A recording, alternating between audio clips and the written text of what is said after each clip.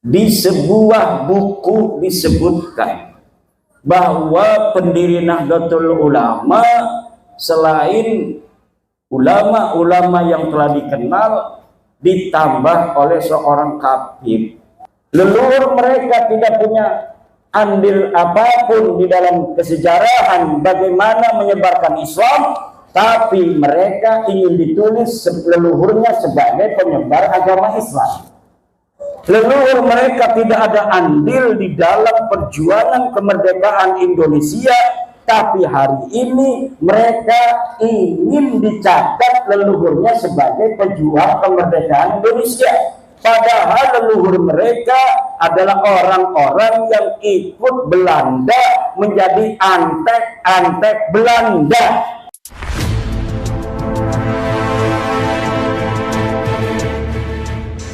Semoga yang hadir mendapat keberkahan, dipanjangkan umurnya, disehatkan badannya, dibanyakin duitnya, anak-anaknya soleh-solehah, soleh-solehat kayak almarhum ya.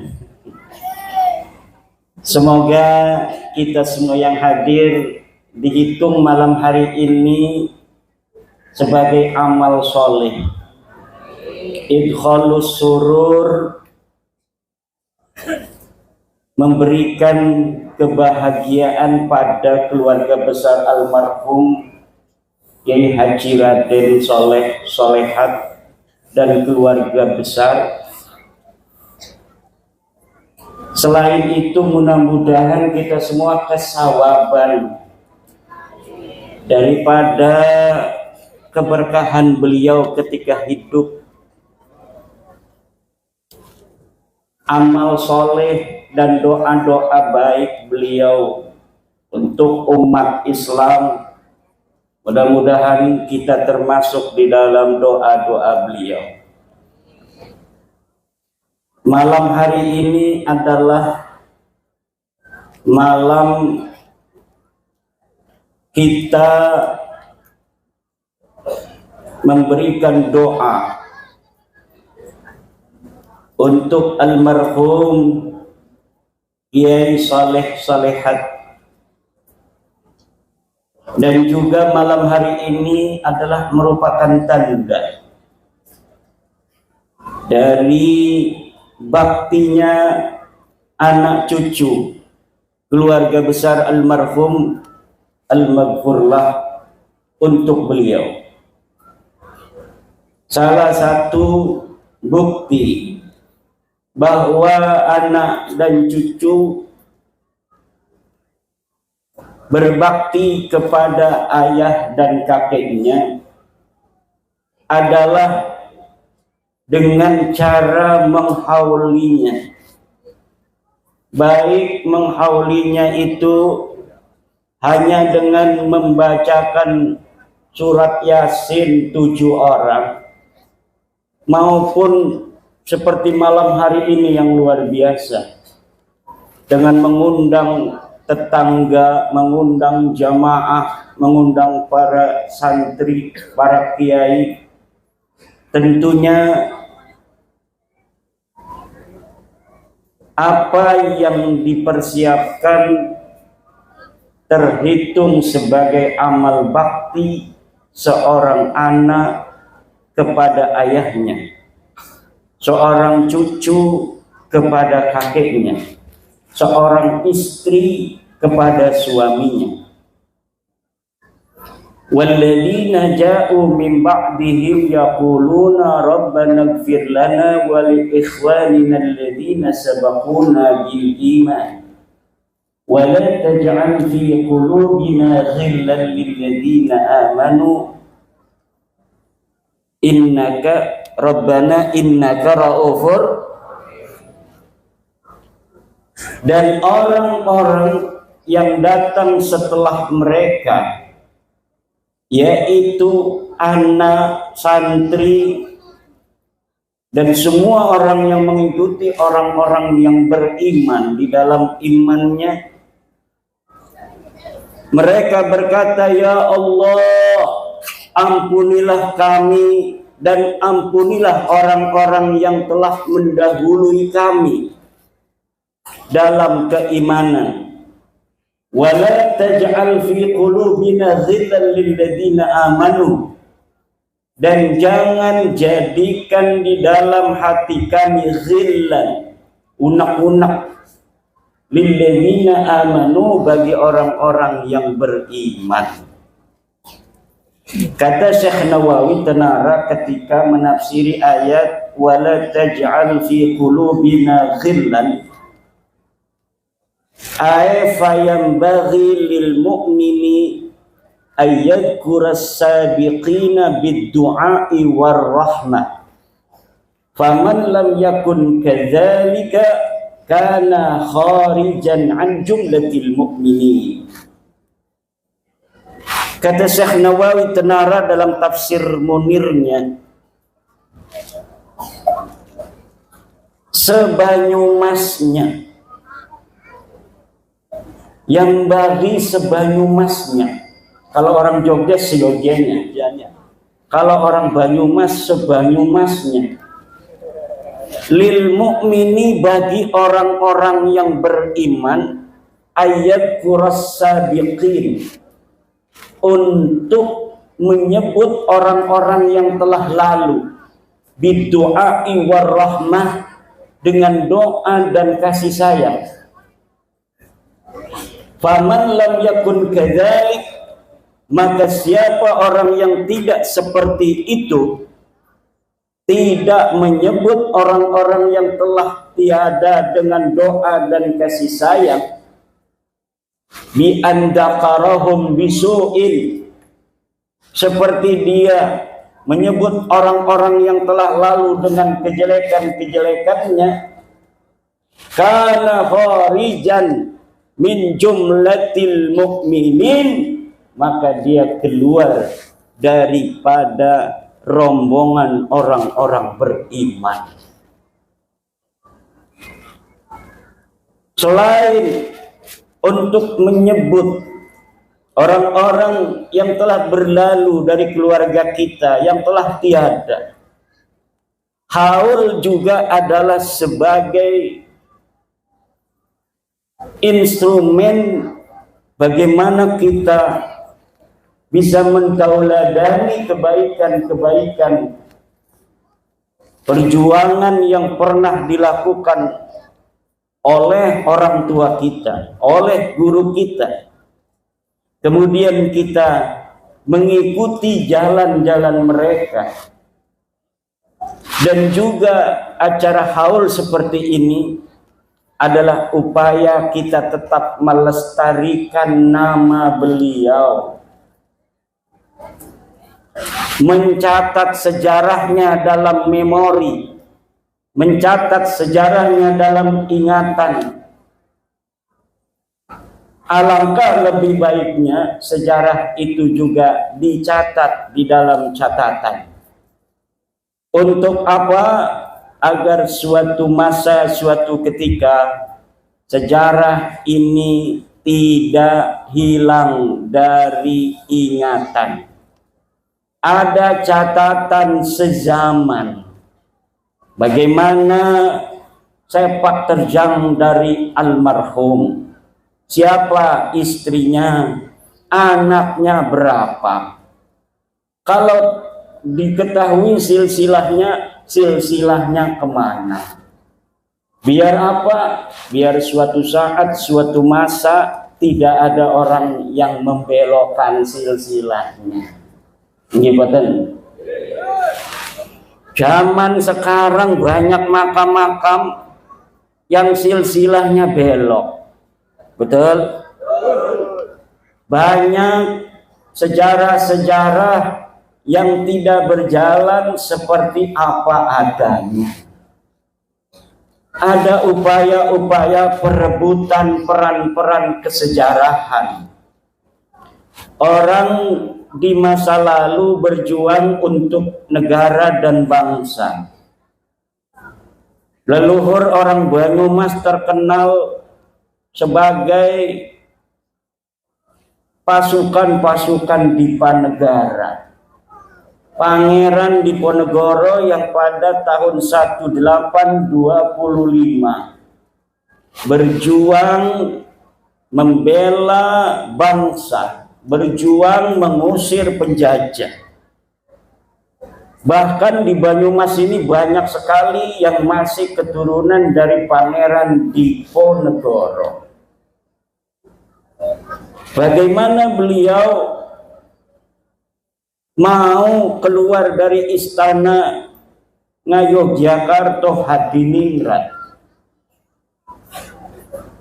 memilih berjuang di tengah-tengah hutan, menyepi di Goa Selarong, menyusun taktik mengusir Belanda, menyusun taktik mengusir penjajah. Kemudian banyak dari para pengikut-pengikut, pendamping-pendamping Pangeran Diponegoro yang berjuang, yang mereka dicatat, namun juga banyak dari mereka yang tidak dicatat. Lalu tiba-tiba dari para tokoh-tokoh yang tidak dicatat, yang makamnya jelas berkeramat karena dulunya adalah pendamping Pangeran Diponegoro, akhirnya namanya hari ini tiba-tiba bukan lagi seperti nama yang dikenal masyarakat, yang biasanya dikenal Mbah Jati, sekarang jadi banyak pindah jadi Bin Yahya. Makam-makam di daerah-daerah, di Semarang ada makam seorang pahlawan yang diatribusikan sebagai pahlawan dari Ngayogyakarta Hadiningrat. Namanya nama pejuang, makamnya ada di Pleret, Yogyakarta. Namanya KRT Sumodiningrat, tapi hari ini makamnya bisa pindah sendiri ke Semarang. Bu,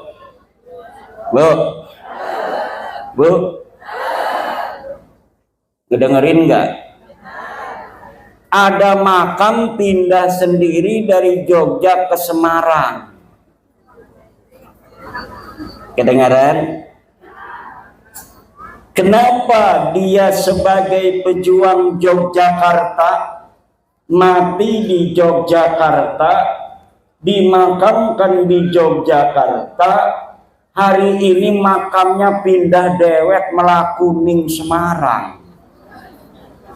Iki min ajaibid dunya, sebagian dari keajaiban-keajaiban ternyata ada upaya orang-orang yang leluhurnya tidak mempunyai sejarah, kemudian dia merampas kesejarahan orang lain. KRT Sumodiningrat yang asli pakai sod sebagai putra Yogyakarta Hadiningrat, hari ini namanya menjadi Hasan bin Toha bin Yahya. Ini bukan hoax. Silahkan buka di Google KRT Sumodiningrat Hasan bin Toha bin Yahya, maka di Wikipedia sudah pindah makamnya bukan lagi di Pleret, Yogyakarta, tetapi di Semarang. Yang dia orang asli Jogja, kemudian sekarang jadi pindah jadi orang Yaman.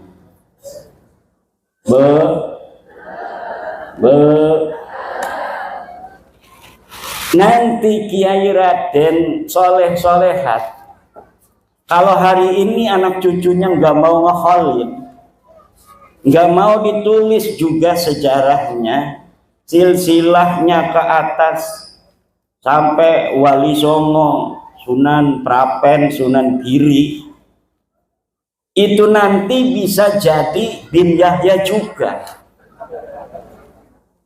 Apalagi kalau anaknya sudah jadi Wahabi, nggak mau ziarah. Anaknya sudah nggak mau ziarah. Kuburan orang tuanya, kuburan kakeknya nggak pernah ditongok-tongok. Itu akhirnya bisa ada yang mengklaim karena orang soleh.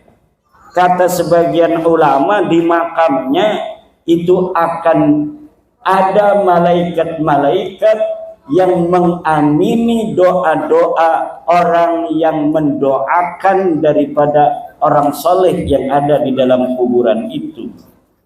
Setelah dia mendoakan si sahibul qabri, kemudian dia mendoakan dirinya kepada Allah, maka doanya akan diterima dan dikabulkan oleh Allah Subhanahu.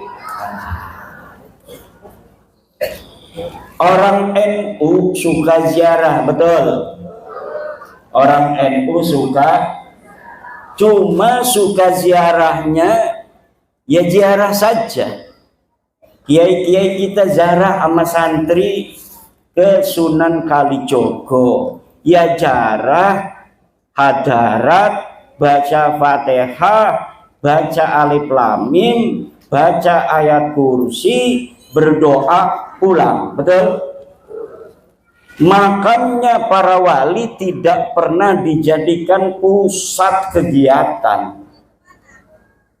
Berbeda zaman sekarang, orang-orang Yaman yang ada di Indonesia dari marga Ba'lawi, kita lihat kalau nge-haul itu makamnya dihias-hias begitu cantik.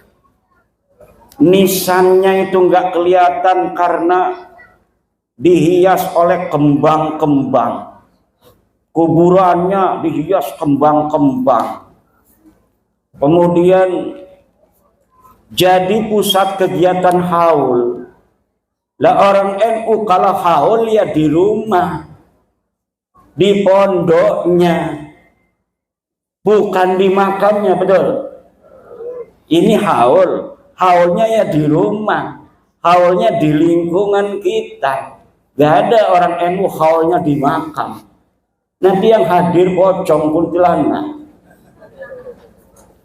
Nah, inilah bedanya tradisi kita ahli sunnah wal jamaah an-nahbiyah, Nahdlatul Ulama dengan tradisi Ba'lawi. Beda, walaupun suka sama-sama ziarah, kita tidak mengagungkan kuburan.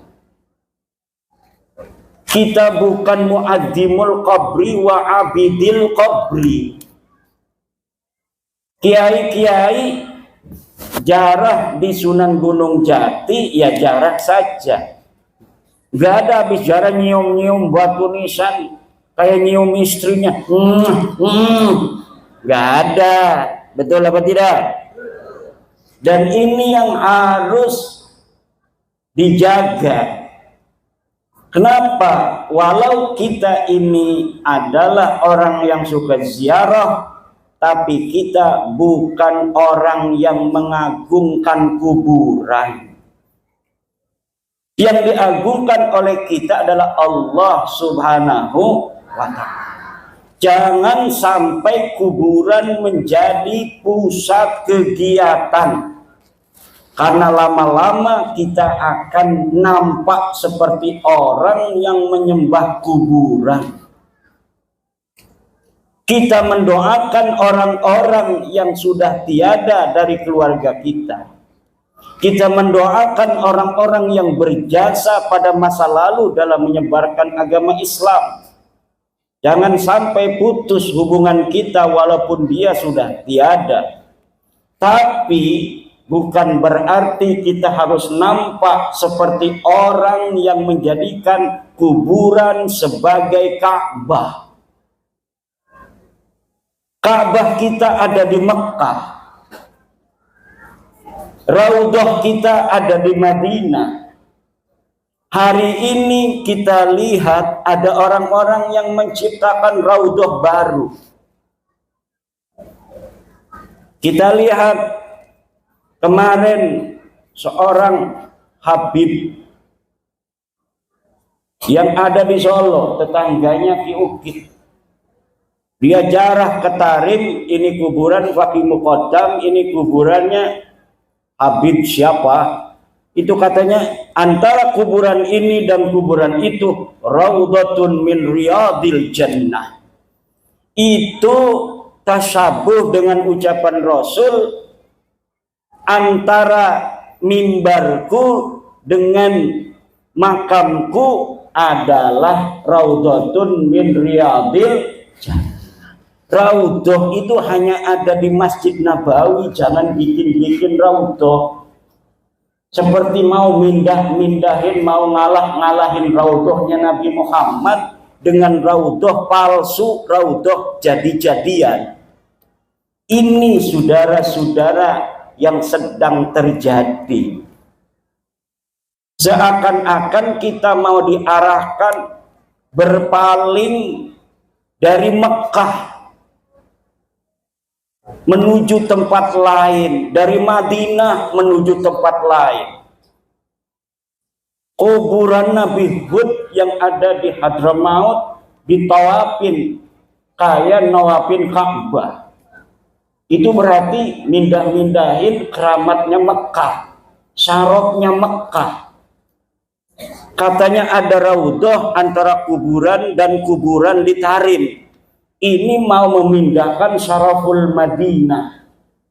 Ada raudhah lain selain raudhah yang ditunjuk oleh Rasulullah Muhammad sallallahu alaihi wasallam. Belum lagi sejarah Indonesia ini dirubah oleh oknum-oknum Baklawi.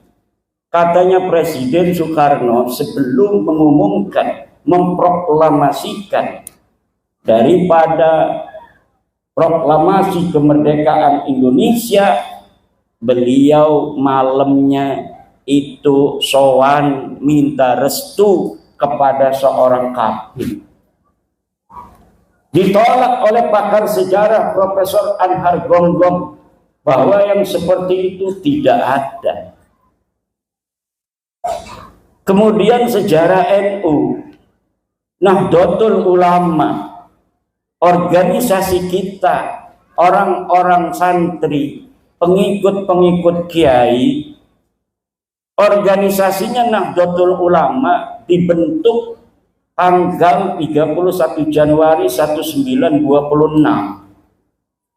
Itu sejarahnya ditulis. Saksi hidupnya masih ada. Beliau sebelum meninggal membuat video, Kiai Haji Raden As'ad Samsul Ngarifin,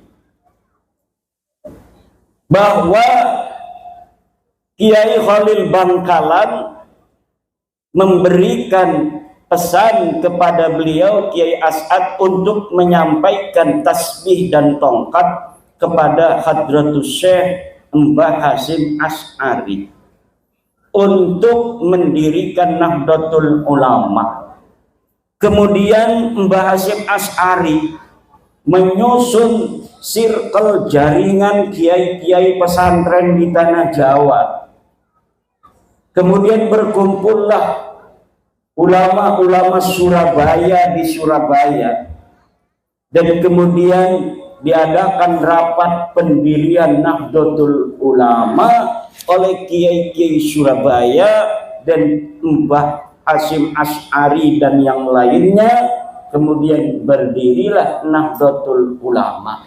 Itu sejarah aslinya, dituturkan oleh orang yang menjadi saksi bagaimana kronologi daripada terbentuknya Nahdlatul Ulama.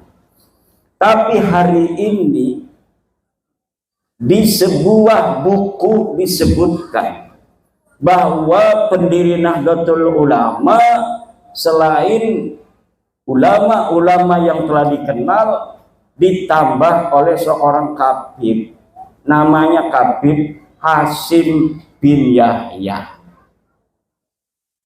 Lah ini PBNU kaget, kok bisa ada sejarah baru yang nama ini tidak ada di dalam kesejarahan NU di masa lalu. Buku sejarah NU sudah diterbitkan.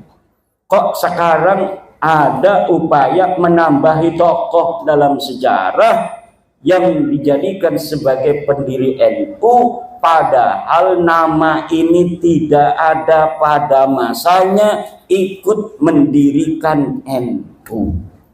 Akhirnya Ketua Umum Pengurus Besar Nahdlatul Ulama dalam konferensi pers hasil sidang pleno memerintahkan kepada Rabitah Ma'ahid Islamiyah dan kepada Ma'arif NU untuk menarik buku tersebut dari seluruh madrasah dan pondok pesantren NU. Alhamdulillah. Nah, sekarang mulai terkuak. Hal ini ibu bapak hadirin ma'asyiral muslimin rahimakumullah sangat penting.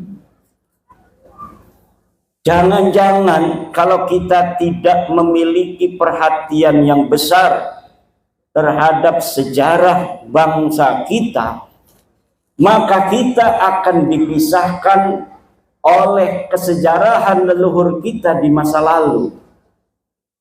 Kata seorang politisi, kalau kita ingin menguasai suatu bangsa, kita tidak usah dengan kekuatan tentara perang, tapi cukup hancurkan sejarah bangsa itu, maka nanti kita akan bisa menguasai bangsa itu. Politisi Jerman mengatakan, hapus sejarah suatu bangsa, maka satu generasi ke depan para bangsawannya akan merasa seperti orang biasa, dan pada generasi selanjutnya mereka akan menjadi seperti kambing. Sejarah bangsa kita yang luar biasa, ibu-ibu. Ibu-ibu ini turunan daripada bangsa Nusantara. Bangsa naon? Ngertos itu bahasa Sunda? Ngertos? Alhamdulillah. Saya yang gak bisa bahasa Sunda. Saya walaupun orang Banten ngomongnya Jawa, kayaknya mah pengen wong Banyumas. Wong Banyumas lumani Banten, karena pada saat Sunan Gunung Jati Syarif Hidayatullah diperintahkan untuk menyebarkan agama Islam, tentaranya masih tentara Demak.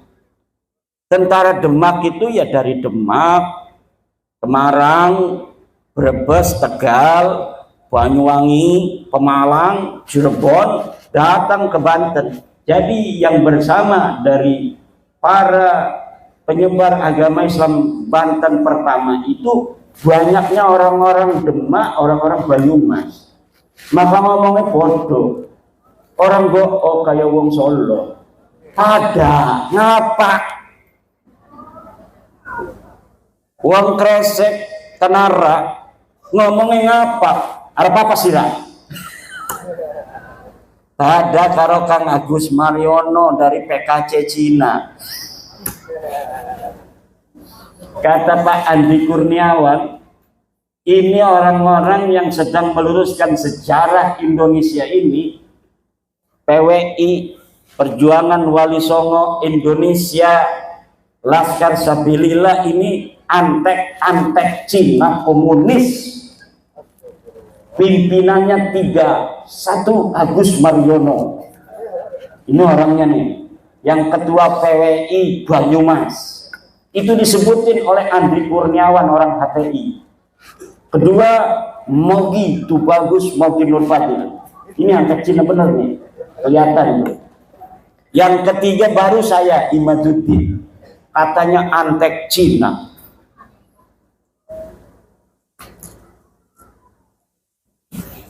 Orang-orang Cina, orang-orang Yaman, mereka masing-masing bikin sejarah, Bu. Kata orang Cina bikin manuskrip, Wali Songo asalnya dari Cina. Orang Yaman juga bikin kitab, katanya Wali Songo dari Yaman. Lah sebenarnya Wali Songo itu dari mana?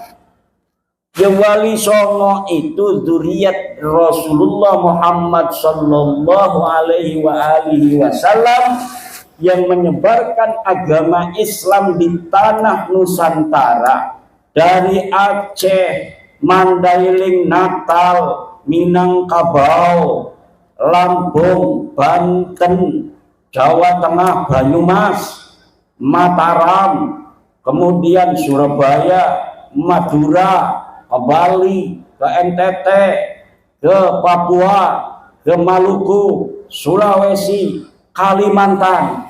Itu disebarkan oleh duriat Rasulullah Muhammad sallallahu alaihi wasallam pada abad ke-15 dan ke-16 Masehi.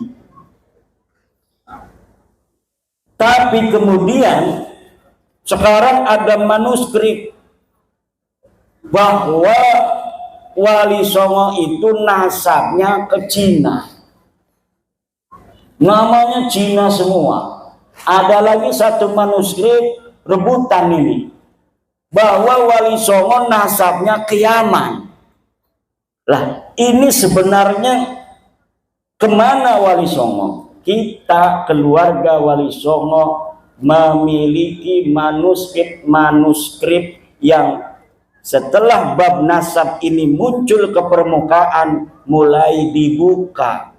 Alhamdulillah sedang dikaji secara mendalam oleh Naqobah Ansab Auliyaut Tis'ah.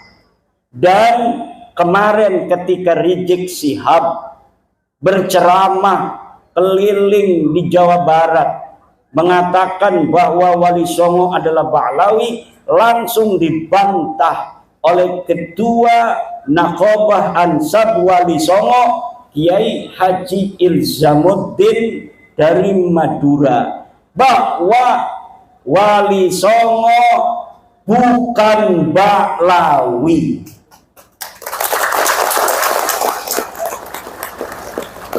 Pernyataan daripada Ketua Naqobah Ansab Auliyaut Tis'ah itu bisa ibu bapak dengarkan dan tonton di YouTube. Sudah sejak lama Ansab Auliyaut Tis'ah yang mencatat keluarga besar Wali Songo mengatakan bahwa Wali Songo tidak ada kaitan dengan Ba'lawi. Wali Songo bukan Ba'lawi. Wali Songo bukan Assegaf, Wali Songo bukan Syihab, Wali Songo bukan Semit, Wali Songo bukan Al-Idrus, Wali Songo bukan bin Yahya. Lalu kemana? Sebagian Wali Songo adalah keturunan Syekh Abdul Qadir Al-Jailani, dan sebagiannya lagi adalah keturunan daripada Sayyiduna Musa Al-Kadzim.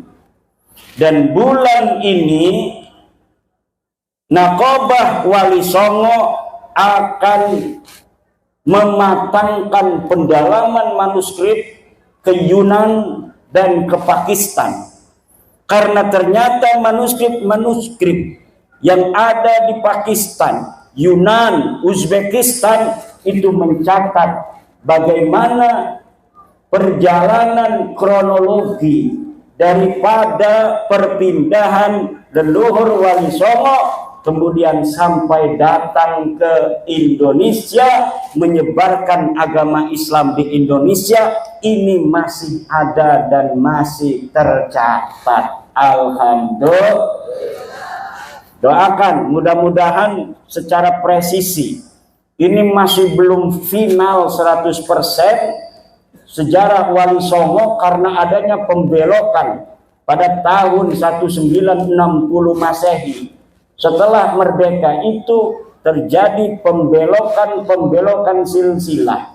Yang pertama, pembelokan yang bisa saya deteksi dari kitab-kitab karya Salim bin Jindan, seorang habib yang dia menulis silsilah daripada Mbah Khalil Bangkalan, kemudian silsilahnya disambung ke Ba'lawi.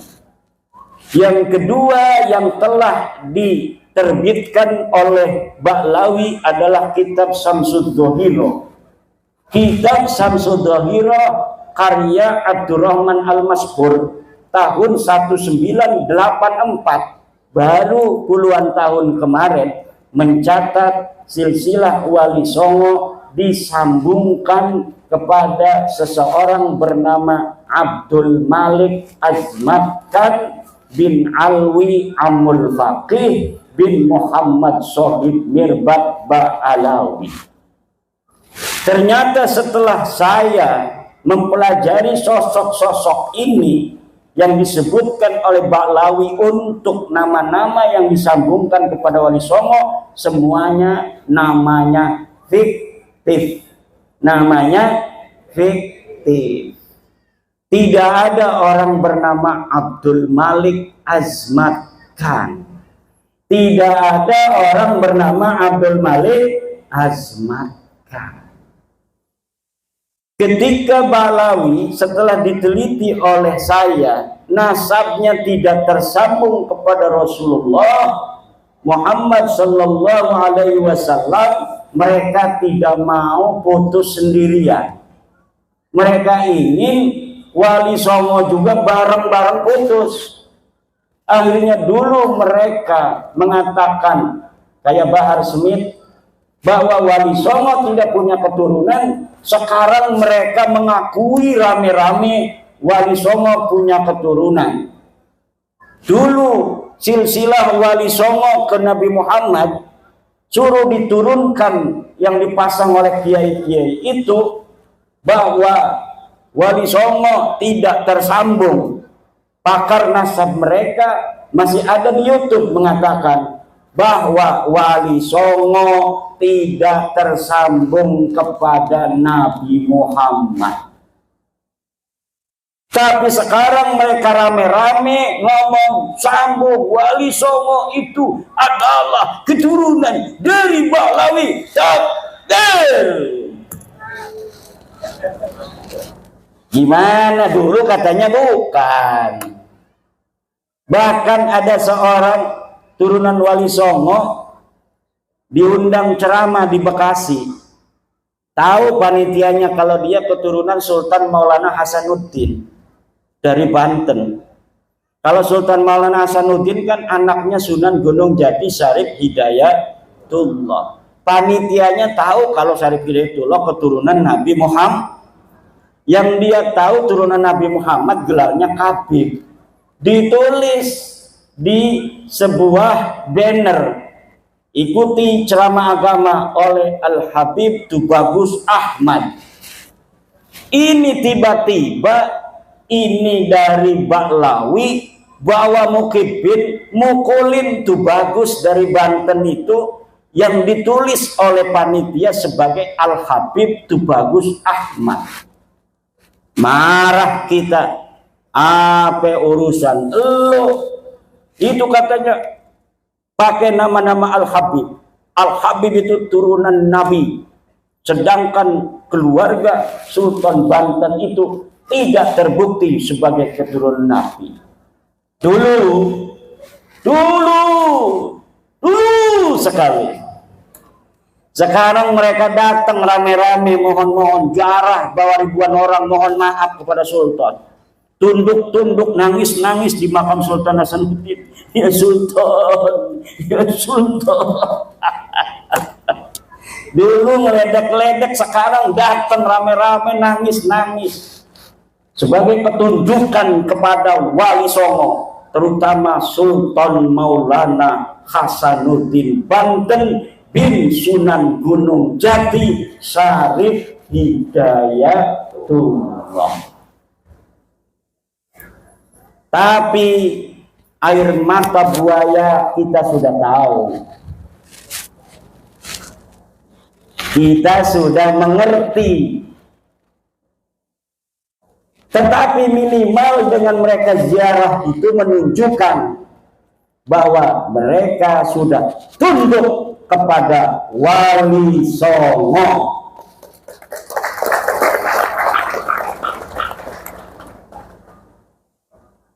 Karena memang dalam kesejarahan Islam di Indonesia, duhulul Islam di Nusantara disebarkan oleh Wali Songo. Syuhrah wal istifadah dari masa ke masa bahwa penyebar agama Islam di Indonesia adalah Wali Songo. Wali Songo itu apakah hanya 9? Bukan.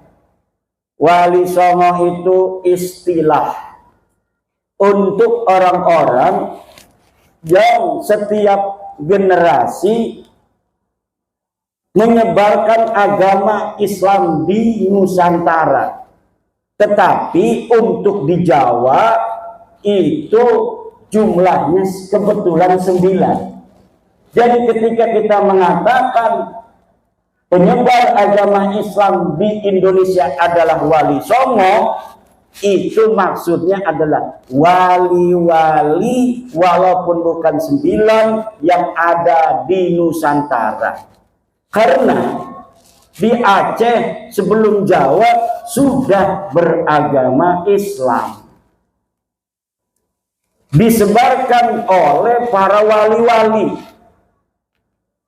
Di Riau, di Jambi, di Palembang, Mandailing, Natal, Minangkabau, dan sekitarnya itu Islam sudah masuk terlebih dahulu, kemudian masuk ke tanah Jawa. Kebetulan di tanah Jawa mengalami kegemilangan penyebaran Islam.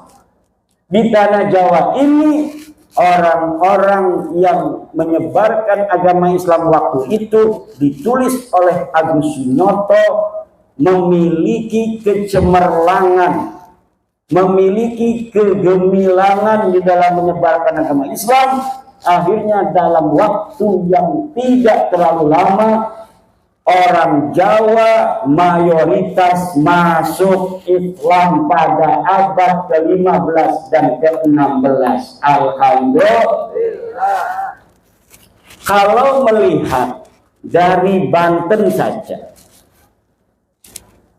Banten secara gemilang masuk Islam keseluruhan itu kalah dengan orang Banyumas. Kenapa? Karena Banyumas lebih dekat dengan Demak.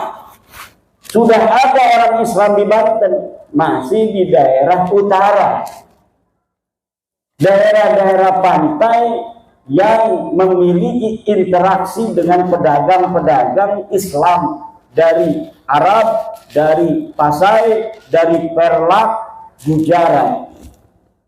Tetapi secara masif Islam berkembang adalah ketika Sunan Gunung Jati Syarif Hidayatullah menaklukkan daerah-daerah Jawa Barat bagian kulon dengan kemudian menikahi Nyai Kaum Anten. Syarif Hidayatullah istrinya itu namanya Nyai Kaum Anten, bukan Nyai Rara Santang. Betul? Udah salah pakai takbir lagi, malu-maluin. Nyai Rara Santang, Sunan Gunung Jati punya istri Nyai Rara Santang, saudara. Salah, pakai takbir salah lagi. Itu mendegradasi takbir. Na'udzubillah. Lalu sejarah masuknya Islam di Indonesia apakah sekarang sudah benar?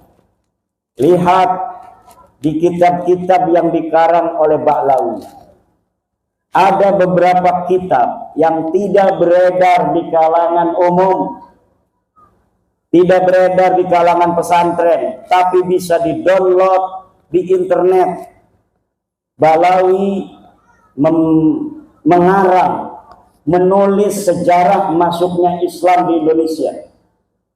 Seperti Alwi bin Thohir, Balawi mengarang sejarah masuknya Islam di Indonesia dalam bukunya Al-Madkhal fi Dukhulil Islam fi Syarqil Aqsa. Di dalamnya mereka mengatakan bahwa Islam masuk ke Indonesia oleh Ba'lawi. Kitab yang kedua, Rihlatu Jawa Al-Jamilah, karangan Soleh Al-Hamid. Di dalam kitab itu pun dikatakan penyebar agama Islam dari Ba'lawi, Yaman. Kemudian kitab Samsud Dhahirah, karangan Abdurrahman Al-Mashhur, dan dita'liq oleh Muhammad Dia Shihab, dikatakan penyebar agama Islam di Indonesia Ba'lawi, Yaman. Kemudian Husain Muhammad Al-Kaf membuat buku sejarah masuknya Islam di Indonesia, Al-Islam fi Indonesia Al-Mu'asirah, karya Husain Muhammad Al-Kaf. Juga di dalamnya menyebutkan penyebar agama di Islam di Indonesia adalah Ba'lawi. Ini Bapak Ibu saudara-saudara, makanya kalau kita klik Dukhulul Islam di Nusantara berbahasa Arab, maka yang akan keluar adalah sejarah versi Ba'lawi. Tapi kalau kita klik dengan bahasa Indonesia, sejarah masuknya Islam di Indonesia, yang akan keluar adalah Mansur Suryanegara, Hamka, dan penulis-penulis sejarah Islam di Indonesia lainnya. Benar.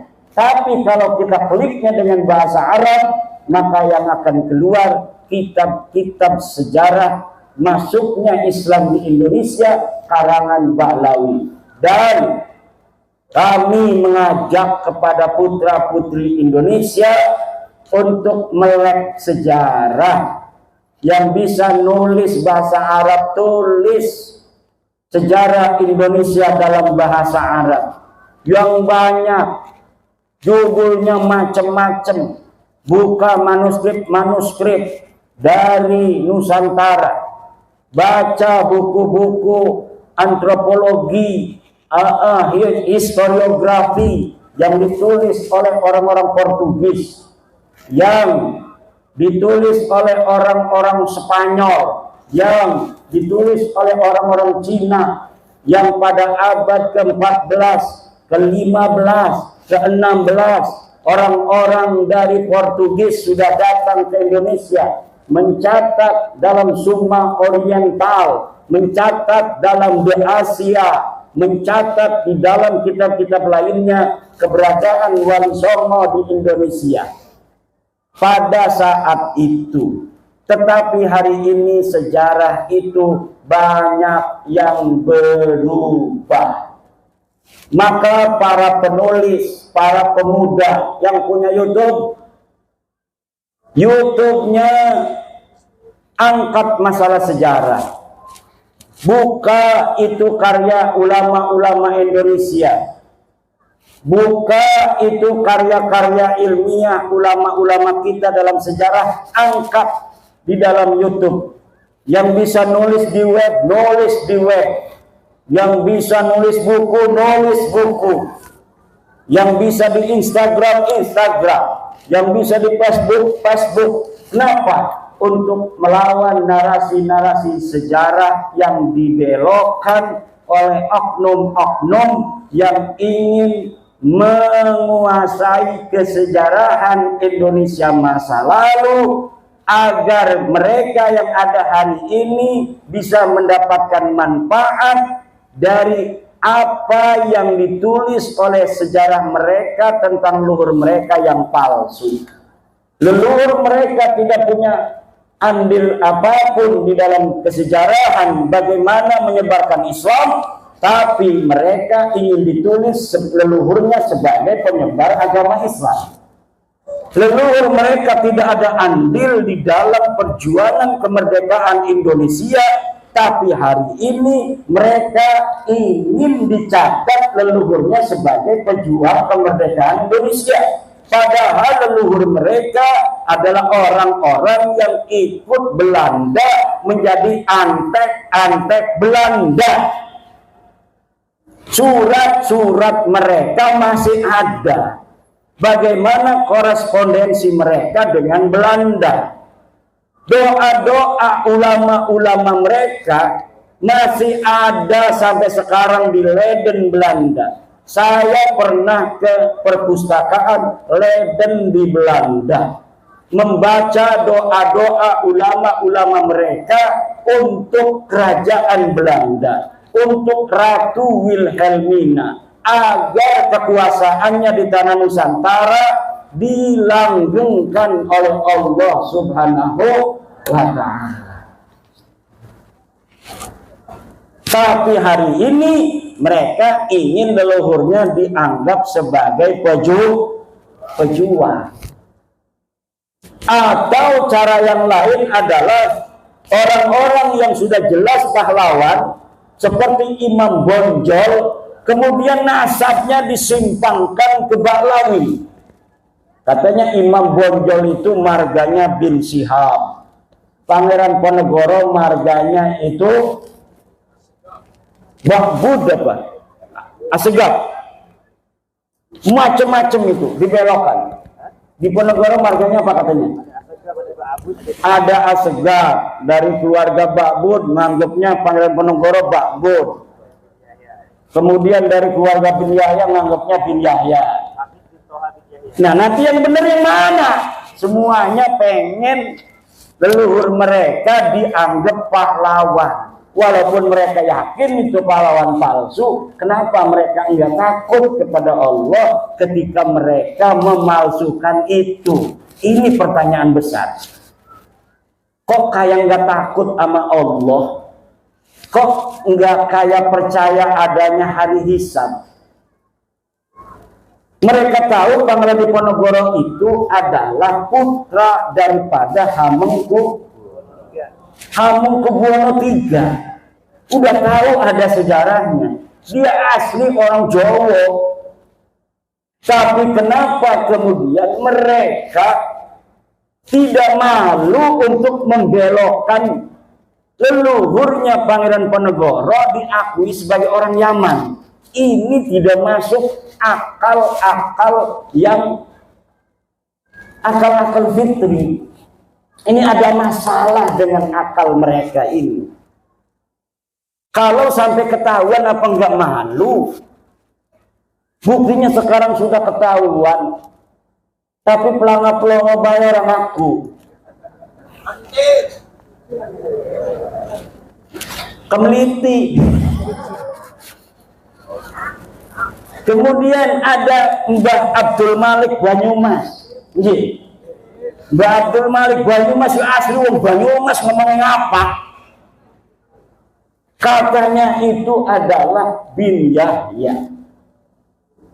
Masya yang masih hidup Al-Mukarram As-Syekh Maulana Roma Irama. Daripada Maulana-Maulana yang lain itu yang jelas saja sih perjuangannya pada Islam. Roma Irama, betul. Lagu-lagunya kita dengerin, lagu Roma Irama, Masya Allah, sebujur bangkai kita ingat mati, betul. Daripada orang ceramah halu-halu mi'raj 70 kali, leluhurnya bisa membuat rantai dari emas, bisa susah. Luar biasa itu keramat-keramat memadamkan api neraka. bisa menyalati orang yang mati walaupun leluhurnya sudah mati ratusan tahun. Dicekoki umat Islam Indonesia dengan khurafat-khurafat. Wih, kayak orang Muhammadiyah, orang Wahabi ngomong khurafat-khurafat katanya. Bukan, Pak. Karomah dan khurafat itu beda. Kalau di dalam kitabnya Imam Asy'arani itu menulis keramat-keramat para aulia. Walinya ada, keramatnya zahir. Orang tahu semua, ditulis oleh Imam Asy'arani, itu namanya keramat. Tapi kalau orang biasa kayak Muhammad Shahid Mirbad yang tidak ada keterangan dia ulama, kemudian disebutkan keramatnya, itu namanya khurafat, cerita-cerita palsu. Untuk apa tujuannya? Glorifikasi leluhur mereka yang tidak mau kalah dengan wali-wali lain yang ditulis keramatnya. Kalau Syekh Abdul Qadir Jailani, keramatnya zahirun muntasyarun, itu ditulis dan ada saksi dari kitab-kitab yang satu masa dengan Syekh Abdul Qadir Al-Jailani.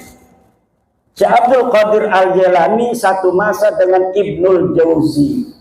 Ibnul Jauzi menulis dalam kitabnya bahwa ada di Baghdad seorang ulama besar namanya Syekh Abdul Qadir Al-Jailani, seorang sufi yang sangat dicintai oleh orang-orang yang awam, yang dia menulis kitab-kitab keramatnya zahir disaksikan orang banyak. Tapi kalau Faqih Muqaddam Bahlawi, leluhurnya Kabid-Kabid yang katanya bisa mi'raj 70 kali, saya cari nama Faqih Muqaddam di abad ke-6 dan ke-7 Hijriah, ada tidak ulama yang mencatat seseorang yang bernama Faqih Muqaddam? Tidak ada seseorang yang bernama Faqih Muqaddam. Dia orang Tarim, dia orang Yaman. Kitab di abad ke-7, ke-8 banyak sudah ditulis tentang ulama. Siapa saja yang ada di Tarim, tidak ada yang menyebut seseorang bernama Faqih Muqaddam yang dianggap wali dan keramat pada masa dia hidup, apalagi bisa mi'raj ke langit 70 kali dalam sehari. Terayat.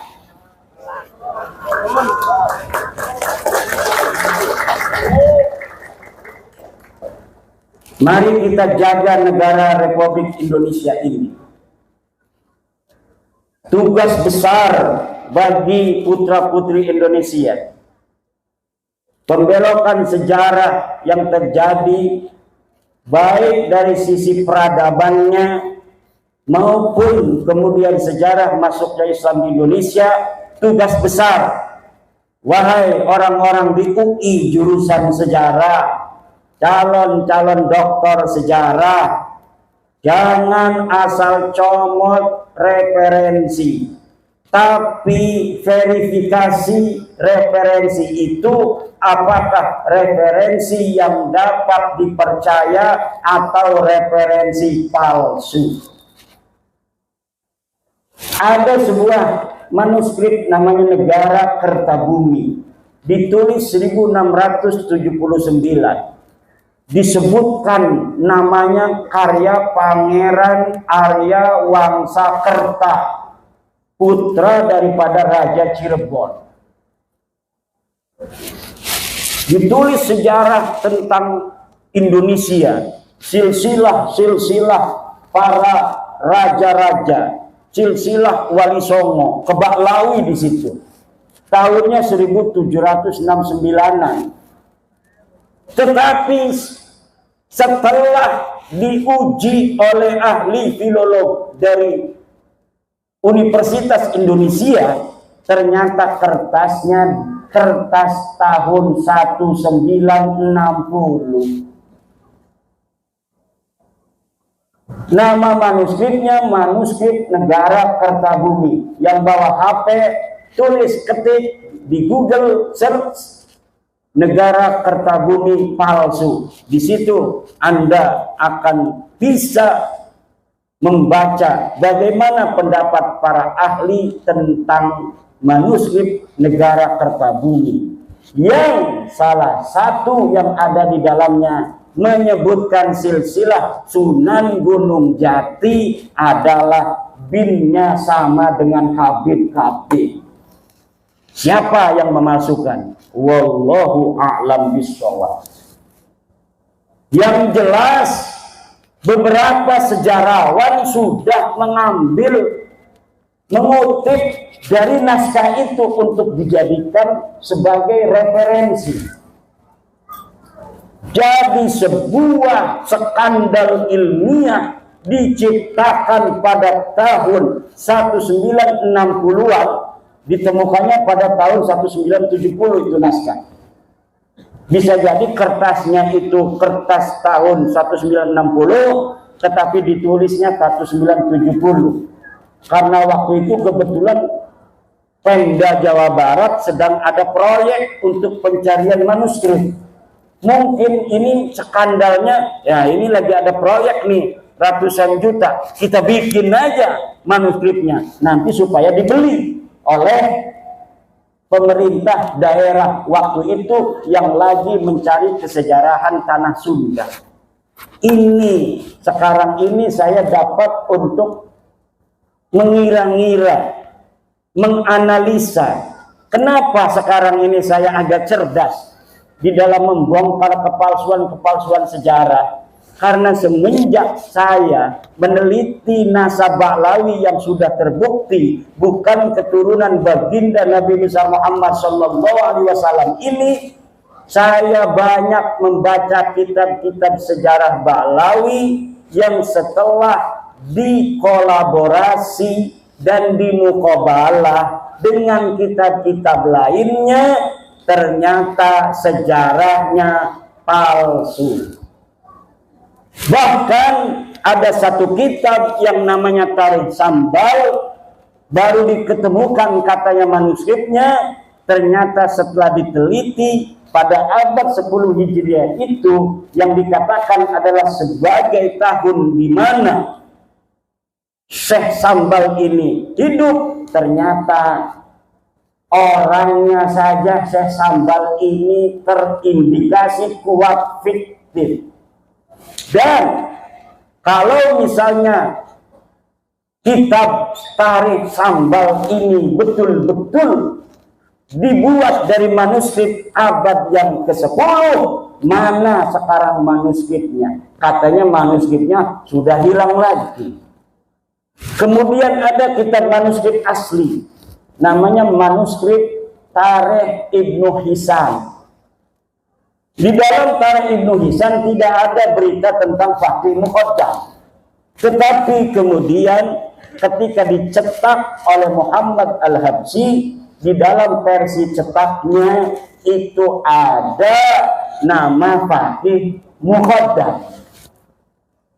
Akhirnya saya sekarang berkesimpulan, sejarah Indonesia pun tidak aman dari pembelokan-pembelokan pada masa lalu.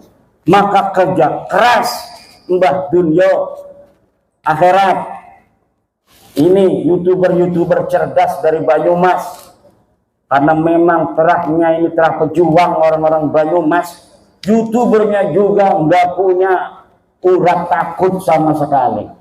Youtuber lain itu pada ngumpet, wajahnya nggak kelihatan, ada yang pakai topeng segala. Lah ini youtuber Banyumas, wajahnya yang ganteng itu kelihatan.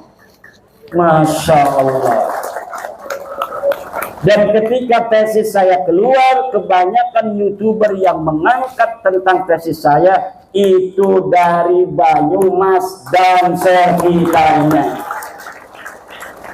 Maka Banyumas akan tercatat dalam tinta sejarah bahwa pada tahun 2002, 2003, 2024 dalam mengungkap siapa sebenarnya Habib Ba'lawi, yang ada tesis mengatakan sebenarnya dengan sesungguhnya dengan hasil penelitian yang seksama teliti bahwa mereka bukan keturunan baginda Nabi besar Muhammad sallallahu alaihi wasallam. Di situ ada peran pejuang-pejuang Banyumas. Sejarah akan mencatat ini. Tidak sembarangan. Ini bukan kebetulan. Ini bukan kebetulan. Banten, Banyumas, Banyuwangi. Banten kepalanya, Banyumas pusernya, Banyuwangi ujungnya, kakinya. Kalau Banten kepalanya sudah mikir, Banyumas pusernya itu pepet, ini bisa mati orang. Tapi sekarang Banyumas sudah terbuka, tinggal kakinya Banyuwangi. Ini apakah sudah ada Pak Banyuwangi? Sudah ada kakinya berjalan. Pantas sekarang sudah terbukti benar-benar bahwa Ba'lawi, Habib itu terbukti secara ilmiah, ilmu nasab, ilmu sejarah, dan tes DNA. Mereka bukanlah keturunan baginda Nabi Muhammad sallallahu alaihi wasallam. Dan ini kita di dalam memutuskan itu tidak berdasarkan kebencian, tidak, berdasarkan kajian ilmiah yang sesungguhnya. Kita kasihan kepada mereka. Sekarang kita kasih tahu, ente Bib bukan turunan Nabi, maaf. Ini buktinya sejarah. Kitab-kitab sejarah tidak mencatat keluarga ente sebagai turun Nabi. Ini kitab-kitab nasab leluhur ente tidak dicatat sebagai keturunan Nabi. Ini hasil tes DNA keluarga ente dari Yaman. Sudah 180 orang yang tes DNA, dan semua tes DNA-nya haplogrupnya G. Kalau keturunan Nabi, haplogrupnya J1.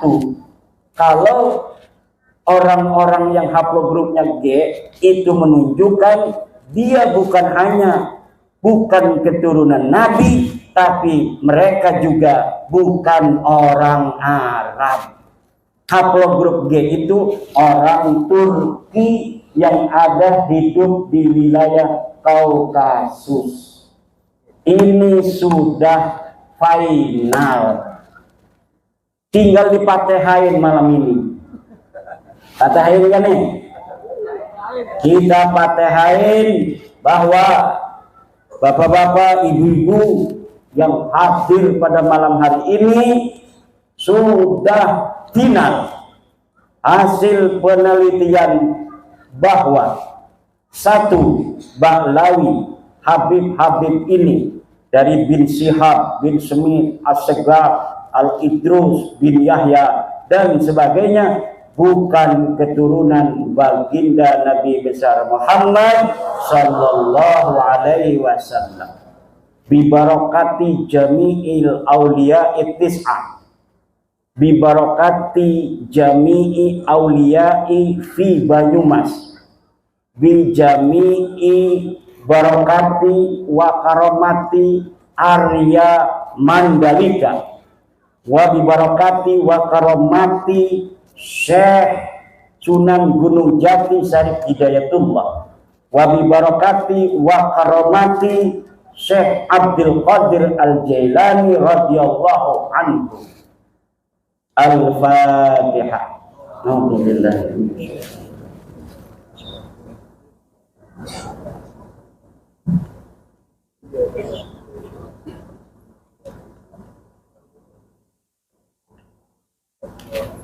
Dan semoga orang tua kita, guru kita bersama, Kiai Haji Raden Soleh Solehat, ya Allah, Kau angkat derajatnya setinggi-tingginya, Kau ampuni segala dosa-dosanya, Kau terima segala amal baiknya, anak cucunya semoga Kau jadikan para ulama-ulama besar, pemimpin-pemimpin bangsa dan negara, Dan ya Allah yang hadir pada malam hari ini dalam haulnya, semoga semuanya diangkat derajatnya oleh Allah, diberikan kesehatan dan keselamatan, panjang umur, kaya raya, pangkatnya tinggi.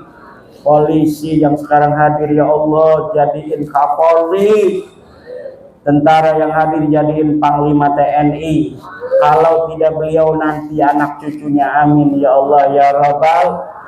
Banser PWI yang hadir banyakin duitnya, kaya raya, bikin pabrik semuanya, amin.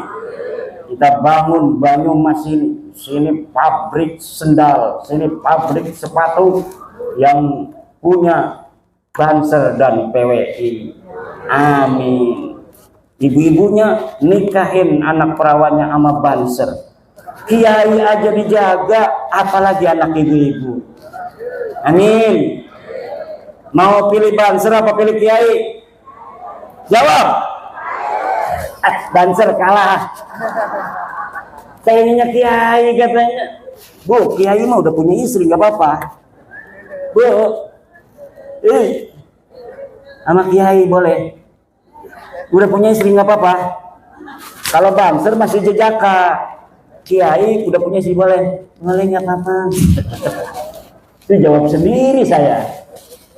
Bu, Bapak, alhamdulillah silaturahmi kita malam hari ini insya Allah diberkahi oleh Allah Subhanahu wa Ta'ala, dan semoga PWI yang diketuai oleh Kang Mas Agus Mariono akan dilantik nanti pada tanggal 10, akan membawa barokah dan manfaat untuk umat Islam khususnya di Banyumas, umumnya di Indonesia. Mari kita ingatkan generasi muda kita untuk menjaga sejarah bangsa Indonesia, untuk menjaga sejarah Islam Indonesia, untuk menjaga sejarah jam'iyah kita, jam'iyah Nahdlatul Ulama, untuk menjaga kiai-kiai Nusantara, kemuliaannya dan kehormatannya, untuk menyebarkan paham toleransi, menyebarkan paham-paham kebangsaan, persatuan. Kita tidak memusuhi siapapun. Yang sedang kita luruskan nasab mereka bukan berarti kita membenci mereka. Betul? Kita meluruskan nasab mereka dan kekurangan ajaran mereka di dalam merubah sejarah NU, sejarah negara, sejarah perjuangan bangsa. Kalau itu sudah tidak dilakukan, mereka ingin hidup bersama kita, kita harus terima. Siap? Kita orang Nusantara diajari budi luhur yang tinggi tiada tara. Betul? Kita diajari oleh orang tua kita kesopanan, kita diajari kesantunan, kita diajari kasih sayang terhadap siapapun. Kita akan lindungi mereka kalaulah mereka kemudian sudah menyadari kekhilafan mereka tentang perendahannya terhadap Nusantara, terhadap sejarah-sejarahnya. Kita akan bisa hidup sebangsa setanah air dalam kerukunan dengan saling harga menghargai berdasarkan akhlak-akhlak Nusantara, akhlak-akhlak Islam Ahlussunnah wal Jamaah, dan berdasarkan ajaran Pancasila, sila pertama sampai sila kelima, terutama sila kedua, kemanusiaan yang adil dan beradab. Wallahu huwal muwaffiqu ila aqwami thoriqin. Wassalamualaikum warahmatullahi wabarakatuh.